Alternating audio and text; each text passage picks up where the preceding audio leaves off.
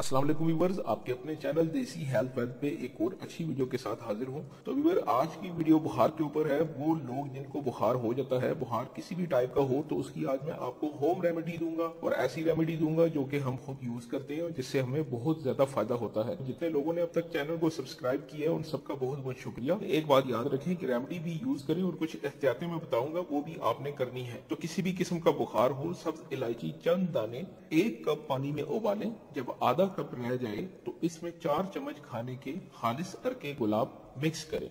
जी हाँ, खालिस अरके गुलाब आपने 4 चम्मच खाने के मिक्स करना है। फिर मरीज को ये पानी पिलाएं।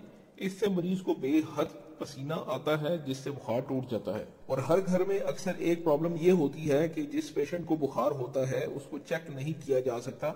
आप कंफ्यूज हो जाते हैं कि इसका बुखार कैसे चेक किया जाए, कि टेम्परेचर है भी या कोई और वजह है। तो उसका तरीका भी मैं आपको बताऊंगा।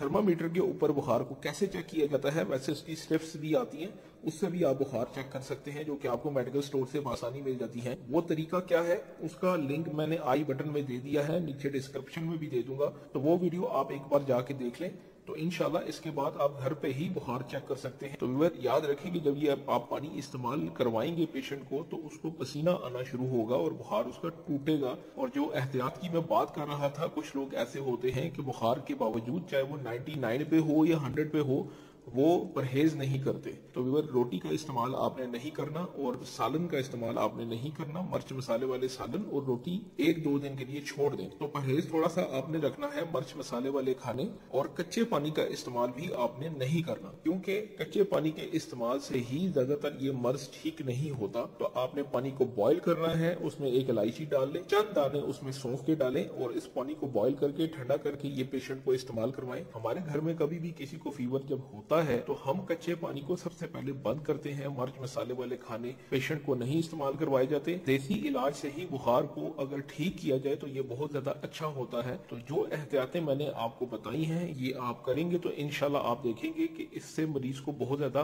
और बहुत जल्दी फायदा होगा।